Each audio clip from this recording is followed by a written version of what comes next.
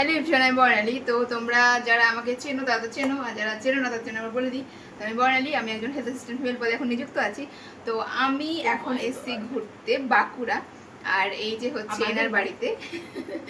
তো আমরা একসঙ্গে ট্রেনিং করেছি বোলপুর এসডি হাসপাতালে। তো সেই সূত্রেই ওর সঙ্গে আমার পরিচয়, এবং এখানে আসা হচ্ছে তার একটা কারণ আছে। আমরা আরও একটা ফ্রেন্ডের বিয়েতেই এসছি, মানে সেও আমাদের সঙ্গে ট্রেনিং করেছে। আর যেহেতু বাঁকুড়া আমার আসার অনেক দিনের ইচ্ছে ছিল, তাই বিয়ে সেটা রোজগাতে চলে এসেছি, মানে রথ দেখা কলা বাজা দুটোই হয়ে যাবে, যার কারণে। তো আজকে এখন আমরা যাচ্ছি বাঁকুড়া ঘুরতে, মানে বিয়ে বাড়ির শেষ। সেই ব্লগগুলো তোমাদের আমি আস্তে আস্তে আপলোড করে দেবো, বাট এটা আজকেই যাবে ভিডিওটা। তো এই যে ও রেডি হচ্ছে, দেখা একবার আউটফিট, আর এই যে আমি রেডি হচ্ছি, এখন শুধু মেকআপটা বাকি। তো আমরা এখন যাবো বাঁকুড়া ঘুরতে, আর তার সঙ্গে হচ্ছে ও আজকে আমাকে স্কুটি চালানো শেখাবে। তো এটা যেন, তো চলো দেখা যাক। আমি স্কুটি চালাতে পারি না, হাত পা ভেঙে বসে থাকি। তো চলো আজকেই যে মিনি ব্লগটা তোমাদের সঙ্গে আজকে শেয়ার করে ফেলবো, আর কোথায় কোথায় ঘুরছি অবশ্যই বলবো। আর তোমরা অনেকে দেখলাম আমাকে কমেন্ট করছো, দিদি তুমি বাঁকুড়ার কোথায় এসছো, কবে এসছো। তো তোমরা জায়গাগুলো আই থিঙ্ক গেস করতে পারছো, তো সেখানেই আছি আপাতত, আজকে পর্যন্ত আছি। কালকে শুক্রবার, কালকে আমি রিটার্ন করবো, তো এটাই বলেছি। তো চলো আমি রেডি হইনি, তো চলো আমরা রেডি, এখন আমরা বেরোবো। কেমন মানাবে? মানাবে মানাবে ছাড়া অন্য অনেক কিছু মানাবে। এটা আমি বলি, হেলমেট মাস্ট। চলো এই যে আমরা এখন বেরোবো, এই হেলমেট আর এই যে হচ্ছে প্রীতি স্কুটি। চলো দেখা একবার আমাদের আর ফিরগুলো এখানে। এই যে আমার এই ব্যাগটা প্রীতি, এই কোনটা টপটা দিয়েছি? প্রীতি, হেলমেটটা প্রীতি।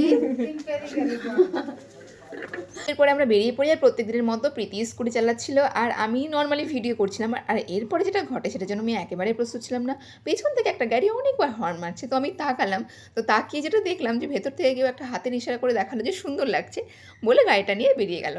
তো আমি জাস্ট অবাক যে এরকম রিয়াকশন তো কখনো হয়নি। হ্যাঁ পেয়েছি অনেকবার, তোমরা সেই ভিডিওগুলো দেখেছো, বাট এটা আনএক্সপেক্টেড ছিল। তো যাই হোক চলো, এরপর আমরা চলে যাচ্ছিলাম বনলতা রিসর্টের দিকে, আর যেতেই পড়ছিল এত সুন্দর জয়পুর ফরেস্ট।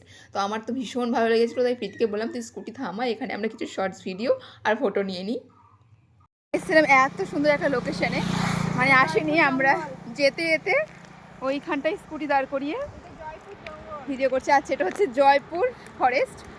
তো আমার তো ভীষণ ভালো লেগেছে, আমার মনে হচ্ছে যে আর লোকেশনে না গিয়ে এখানেই আমরা ফটো ভিডিও করে নিই, মানে আমরা লোকেশনে যাবো, আরও ভালো লোকেশন হয়তো ওয়েট করছে আমাদের জন্য। চলো এরপর আমরা আস্তে আস্তে এক এক করে বনলতা রিসর্টে যাই, এবং তারপরে বিষ্ণুপুরের দিকে আমরা রওনা হয়েছিলাম। তো বনলতায় গিয়ে সেভাবে বেশিক্ষণ থাকিনি, জাস্ট ঘুরে চলে এসেছিলাম। আর এরপরে বিষ্ণুপুরে চলে এসেছিলাম, এই জায়গাটার নাম এখন মনে পড়ছে না এক্স্যাক্ট, তো প্রীতি বলেছিল, আই থিঙ্ক তোমরা একটু পরে জানতে পারবে। তো এই জায়গাটাও ভীষণ সুন্দর। তো যেহেতু আমাদের হাতে টাইম খুব কম ছিল, আমরা বিকেল করে বেরিয়েছিলাম, তাই সবটা ঘুরতে পারিনি। লালবান লালবান, চলো এখানে আমরা এখন ফটো ভিডিও করে নিই, একটু করে লাইট চলে যাবে, তারপর আবার এখান থেকে বেরিয়ে যাবো, আর কোথাও যাবো না। একটা আইসক্রিম খাবো আর এটা করে চলে যাবো।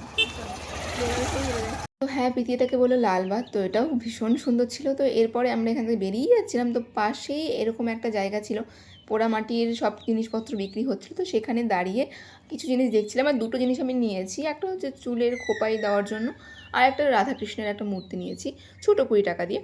তো আমরা এখান থেকে বেরিয়ে চলে গিয়েছিলাম একটা দিদির বাড়ি, মানে সোনালিদির বাড়ি। ওখান থেকে আমরা রিটার্ন করেছিলাম রুমে, আর ওরই মধ্যে আমি স্কুটি চালানো শিখে গেছিলাম। হ্যাঁ প্রীতি আমাকে রাত্রেবেলা একটুখানি শিখিয়েছিল, আর আমি সেটা দিয়ে পুরো রাস্তা চালিয়ে নিয়ে এসেছি বাঁকুড়াতে প্রথম দিন।